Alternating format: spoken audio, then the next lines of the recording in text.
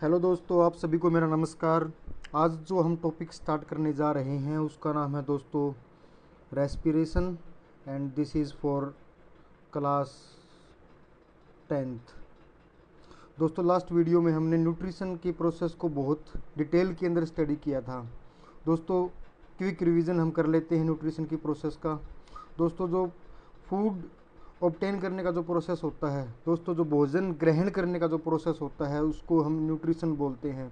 इसके अंदर different steps होते हैं, जैसे भोजन को बॉडी के अंदर जो इनटेक करने का जो पहला स्टेप होता है उसको हम इंजेशन बोलते हैं, और उसको सिंपलर फॉर्म्स के अंदर, अब्जॉर्बेबल फॉर्म के अंदर जो ब्रेक डाउन करने का जो प्रोसेस होता है उसको हम दोस्तों डाइजेशन बोलते हैं। और जो डाइजेस्ट किया हुआ भोजन है उसको हमारी बॉडी के अंदर अब्जॉर्ब करने का जो प्रोसेस होता है उसको दोस्तों हम एब्जॉर्प्शन बोलते हैं। और दोस्तों, जो लास्ट का जो स्टेप होता है इजेशन, जो अनडाइजेस्टेड वेस्ट है उसको जो बॉडी से बाहर निकालने का जो प्रोसेस होता है दोस्तों उसको बोलते हैं हम इजेशन। दोस्तों, जो इम्पोर्टेंट एक स्टेप है जिसका नाम है दोस्तों एसिमिलेशन। तो दोस्तों, जो भोजन हमने अब्जॉर्ब किया है डाइजेशन के बाद, उसको बॉडी ग्रोथ के लिए, रिपेयर के लिए या एनर्जी के लिए जो यूज़ करती है उस प्रोसेस को हम एसिमिलेशन बोलते हैं। और दोस्तों, जो सबसे इम्पोर्टेंट एक चीज़ जो आप यहाँ देख रहे हैं, एनर्जी। तो रेस्पिरेशन की प्रोसेस दोस्तों क्या होती है, जो फूड हमने डाइजेशन के बाद हमारी बॉडी के अंदर एब्जॉर्ब किया है उस फूड को, उस एब्जॉर्ब किए हुए फूड को एनर्जी में कन्वर्ट करने का जो प्रोसेस होता है उसको दोस्तों हम रेस्पिरेशन बोलते हैं।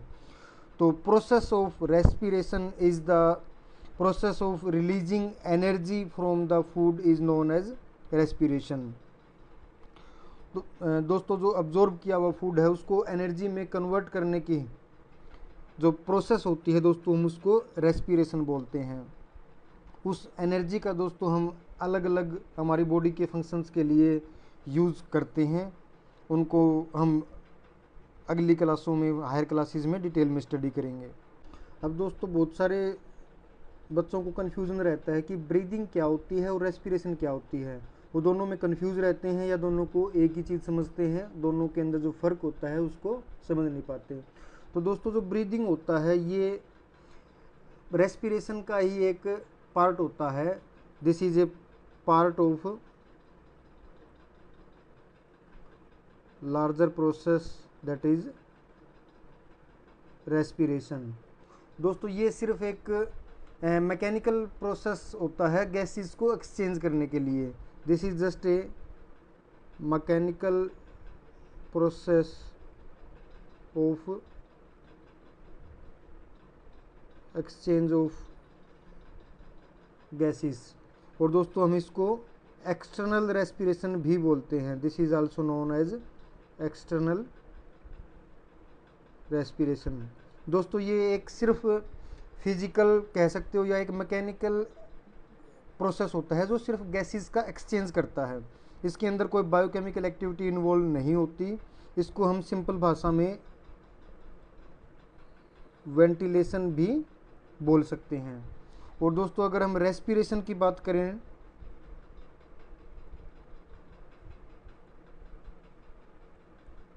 ये दोस्तों एक biochemical conversion of food into energy होता है। This is a process of conversion of food into energy.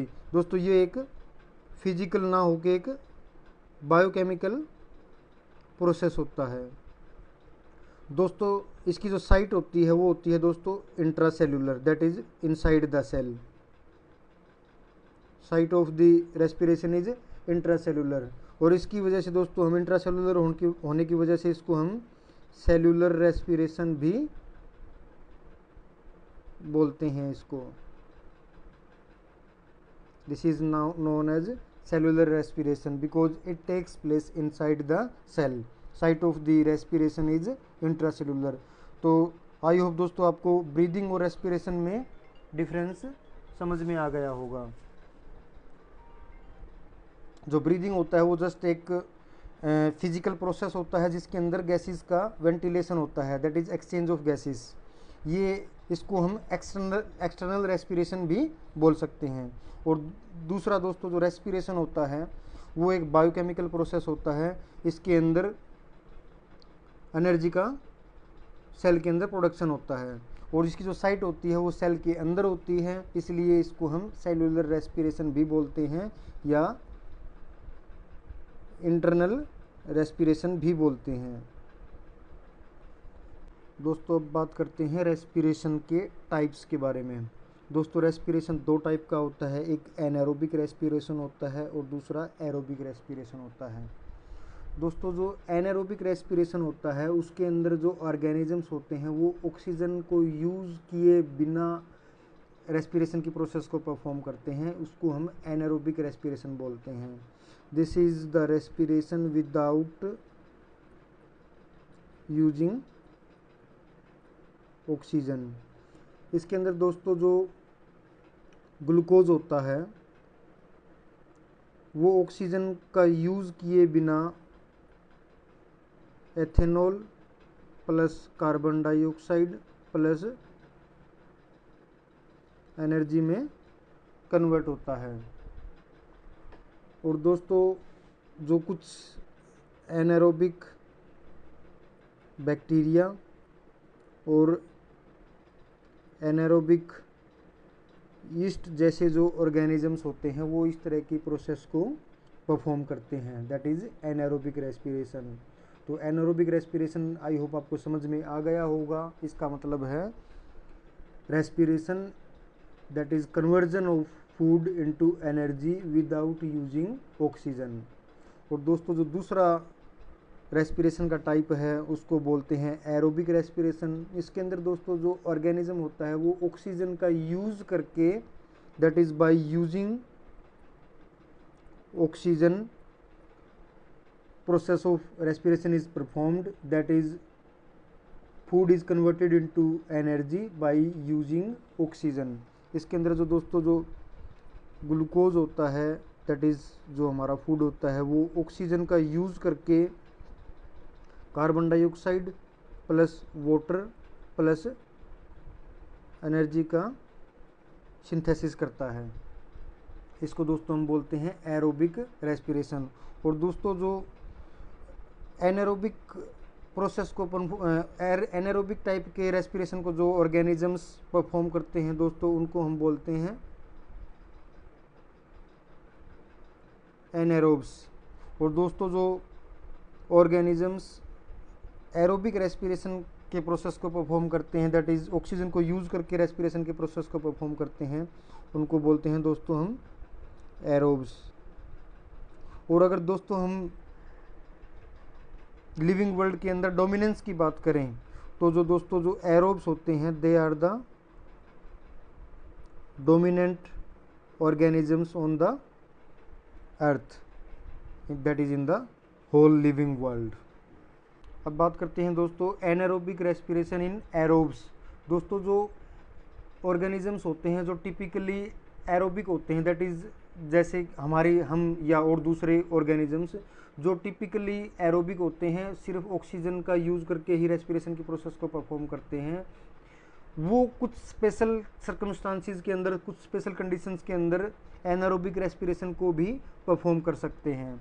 जैसे कि हम ह्यूमंस का एग्जांपल लें या दूसरा डॉग, कैट, डियर, लोयन या टाइगर, कोई भी ऑर्गेनिज्म हो सकता है जो एरोबिक रेस्पिरेशन को नॉर्मली एरोबिक रेस्पिरेशन को परफॉर्म करते हैं। दोस्तों जब हम विगरस एक्सरसाइज करते हैं तो हमारी जो मसल्स है उनको सफिशिएंट जब ऑक्सीजन नहीं मिल पाता, when oxygen is not sufficient. दोस्तों जब बहुत विगरस एक्सरसाइज के टाइम जो डिमांड होती है दोस्तों वो बहुत हाई होती है, लेकिन जो सप्लाई है वो पूरी नहीं हो पाती, that is there is a gap in demand and supply. Demand is very high but supply is limited. तो वो उस डिफरेंस को कंपनसेट करने के लिए जो ऑक्सीजन की जो डिमांड है वो पूरी नहीं हो पाती, तो उस कंडीशन के अंदर दोस्तों जो मसल्स हैं वो एनारोबिक रेस्पिरेशन को परफॉर्म करती है। और इसके अंदर दोस्तों क्या होता है, जो ग्लूकोज होता है वो लैक्टेट के अंदर कन्वर्ट होता है, plus carbon dioxide plus energy.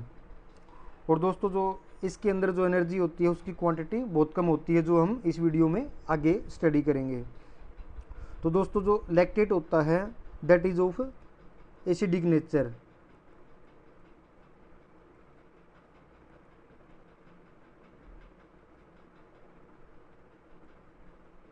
ये एसिडिक नेचर का होता है, इसको हम लैक्टिक एसिड भी बोल सकते हैं। इसका एसिडिक नेचर होने की वजह से दोस्तों जो पीएच होता है मसल्स का that falls down to very acidic, it becomes very acidic. और पीएच लो होने की वजह से बहुत ज़्यादा मसल्स का इन्वायरमेंट एसिडिक होने की वजह से मसल्स में बहुत ज़्यादा पेन होता है या मसल क्रैम्प्स होते हैं, जो बहुत ज़्यादा रनिंग के बाद या बहुत ज़्यादा विगरस एक्सरसाइज के बाद हमें नॉर्मली फील होते हैं। अब हम बात करते हैं कि जो एनर्जी होती है वो हमारी बॉडी के अंदर दैट इज़ लिविंग ऑर्गेनिजम्स के अंदर किस फॉर्म में स्टोर होती है। तो जो दोस्तों लिविंग वर्ल्ड के अंदर जो एनर्जी करेंसी होती है वो होती है दोस्तों एटीपी। किसी भी लिविंग सेल के अंदर जो एनर्जी होती है वो एटीपी की फॉर्म में स्टोर होती है। अगर दोस्तों एटीपी की अगर बात करें तो एटीपी का मतलब होता है एडिनोसिन ट्राइफॉस्फेट, जो कि इसका मतलब है इसके अंदर जो फॉस्फेट के दोस्तों 3 ग्रुप प्रेजेंट रहते हैं। There are 3 inorganic phosphates on the adenosine molecule. दोस्तों एडीपी का मतलब होता है एडिनोसिन डाइफॉस्फेट। इसके अंदर फॉस्फेट के 2 मॉलिक्यूल्स प्रेजेंट होते हैं इनऑर्गेनिक फॉस्फेट के। और दोस्तों एक इनऑर्गेनिक फॉस्फेट जैसा कि आपको पता है साइटोप्लाज्म के अंदर प्रेजेंट होता है।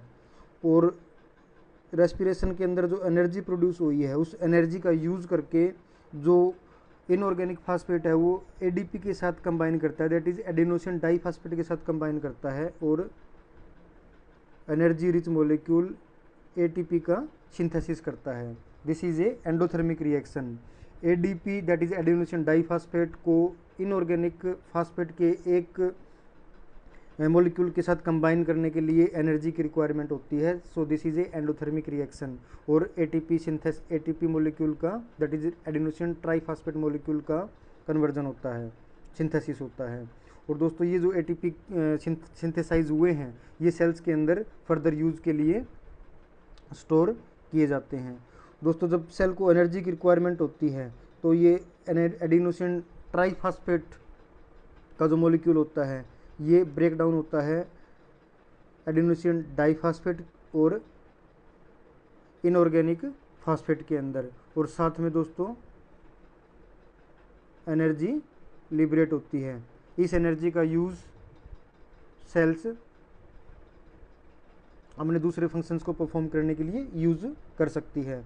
और दोस्तों इस तरीके से जो ये एडिनोसिन डाइफॉस्फेट और एडिनोसिन डाइफॉस्फेट और जो ये इनऑर्गेनिक फास्फेट का मॉलिक्यूल है ये साइटोप्लाज्म के अंदर चले जाते हैं और रेस्पिरेशन की प्रोसेस में रीयूज हो जाते हैं। दैट इज़ अगेन जो ये एडीपी और इनऑर्गेनिक फास्फेट है जो रेस्पिरेशन के अंदर जो एनर्जी प्रोड्यूस हुई है उसको यूज़ करके दोबारा से एटीपी के अंदर कन्वर्ट हो जाते हैं, जिसका फ्यूचर में यूज़ एनर्जी के लिए किया जा सकता है। तो दोस्तों इस तरीके से ATP to ADP, ADP to ATP की जो साइकिल है इस तरीके से हमारी सेल्स के अंदर चलती रहती है।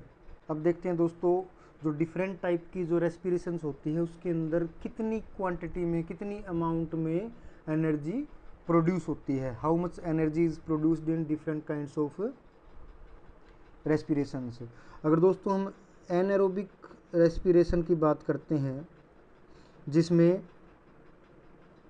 ग्लूकोज का इनकम्प्लीट ब्रेकडाउन होता है, ये एथेनॉल या lactic acid plus carbon dioxide plus energy में कन्वर्ट होता है। दोस्तों ये जो प्रोसेस होता है एनारोबिक रेस्पिरेशन, इसमें ग्लूकोज के इनकम्प्लीट ब्रेकडाउन की वजह से ये highly inefficient method of respiration होता है। इसके अंदर दोस्तों एनर्जी की जो क्वांटिटी होती है वो बहुत ही कम होती है। इसके अंदर सिर्फ और सिर्फ एटीपी के 2 मॉलिक्यूल्स का सिंथेसिस होता है। Only 2 ATP molecules are produced in anaerobic respiration. और दोस्तों जो दूसरा एरोबिक रेस्पिरेशन होता है, जिसके अंदर ऑक्सीजन का यूज़ करके रेस्पिरेशन की प्रोसेस को परफॉर्म किया जाता है, ये दोस्तों जो प्रोसेस होता है इसके अंदर ग्लूकोज का कंप्लीट ऑक्सीडेशन होता है, that is complete breakdown of glucose. इसके अंदर दोस्तों ग्लूकोज प्लस ऑक्सीजन मिलके carbon dioxide plus water plus energy का प्रोडक्शन करते हैं। और दोस्तों ये जो एनर्जी होती है इसके अंदर लगभग 36 या 38 टोटल एटीपी मॉलिक्यूल का सिंथेसिस होता है। Total 36 to 38 ATP molecules are produced during aerobic respiration. तो इसी वजह से दोस्तों जो एरोबिक रेस्पिरेशन है, this is very highly efficient process of respiration. और इसी वजह से जो एरोब्स होते हैं, दैट इज़ एरोबिक रेस्पिरेशन को परफॉर्म करने वाले जो ऑर्गेनिजम्स होते हैं, these are dominant in the living world. अब देखते हैं दोस्तों जो डिफरेंट ऑर्गेनिजम्स होते हैं वो किस तरीके से ऑक्सीजन का अपनी बॉडी के अंदर इनटेक करते हैं, दैट इज़ ऑक्सीजन को अब्जॉर्ब करते हैं, रेस्पिरेशन की प्रोसेस को परफॉर्म करते हैं, और किस तरीके से जो वेस्ट प्रोडक्शन हुआ है कार्बन डाइऑक्साइड का उसको अपनी बॉडी से बाहर निकालते हैं, that is exchange of gases in different organisms. दोस्तों अगर हम प्लांट्स की बात करें तो जो प्लांट्स के अंदर जो रूट्स होती हैं उनके ऊपर रूट हेयर प्रेजेंट रहते हैं। These are extensions of epidermal cells of the root. जो रूट की जो सबसे बाहर वाली जो एपिडर्मिस लेयर होती है उसकी जो सेल्स की जो एक्सटेंशन होती है दोस्तों बहुत ही थिन डेलिकेट इस तरह के जो स्ट्रक्चर्स होते हैं epidermal extensions of the root, उनको हम दोस्तों बोलते हैं रूट हेयर।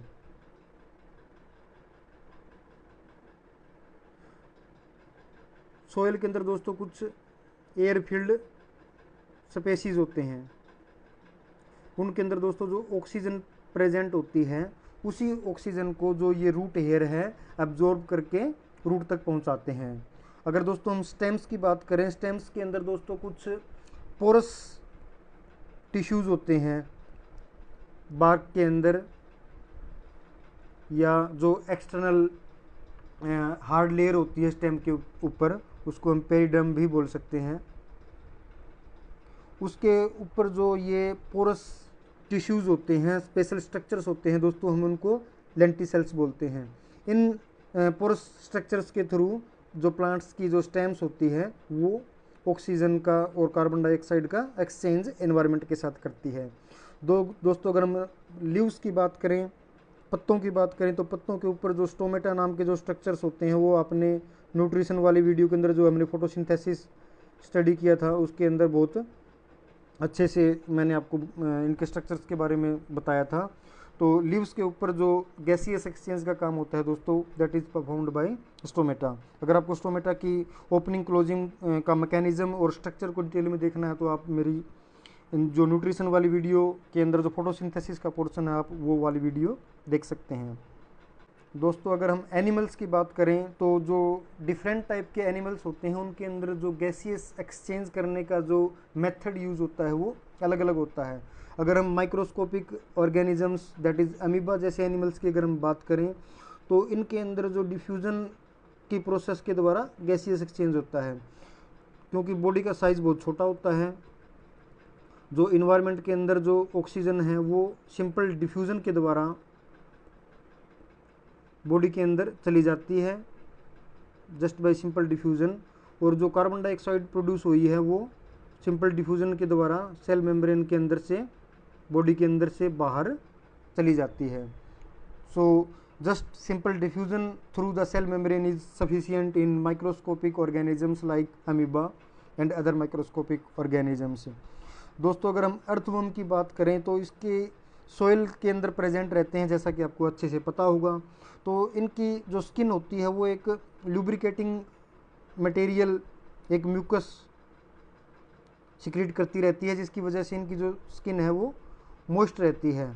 और इसी मॉइस्ट स्किन से दोस्तों जो सोइल के अंदर जो ऑक्सीजन प्रेजेंट होती है वो इसी मॉइस्ट स्किन के थ्रू अर्थवर्म अब्जॉर्ब करते हैं और उसी से कार्बन डाइऑक्साइड का भी लिबरेशन करते हैं।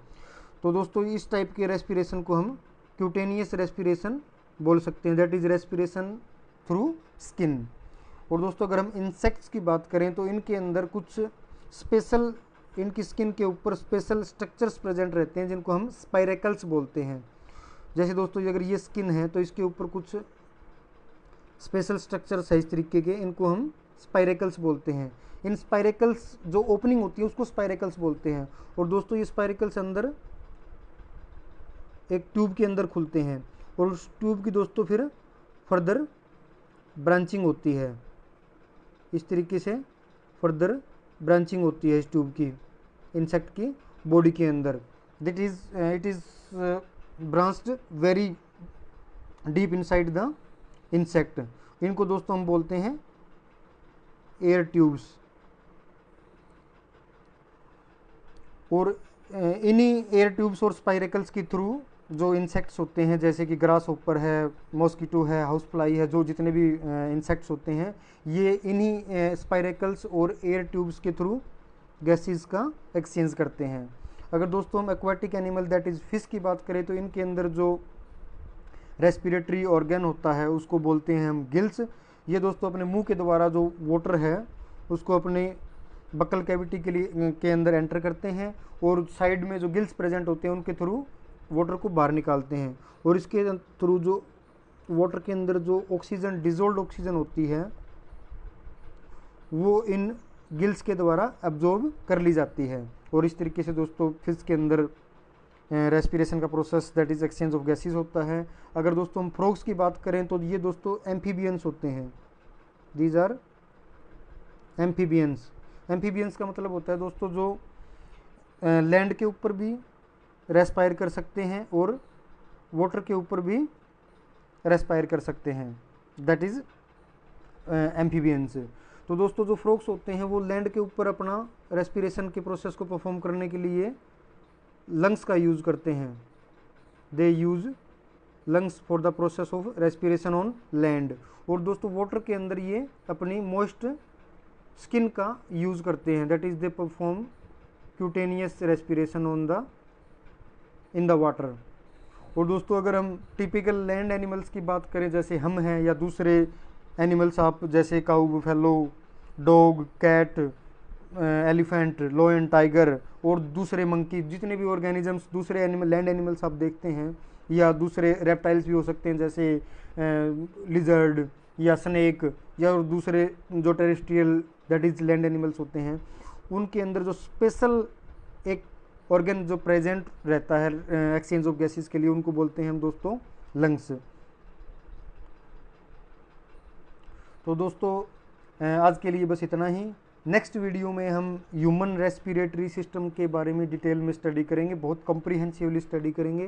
तो आपसे मेरा निवेदन है कि आप हमारे चैनल को प्लीज़ सब्सक्राइब कीजिए, ये वीडियो दोस्तों को शेयर कीजिए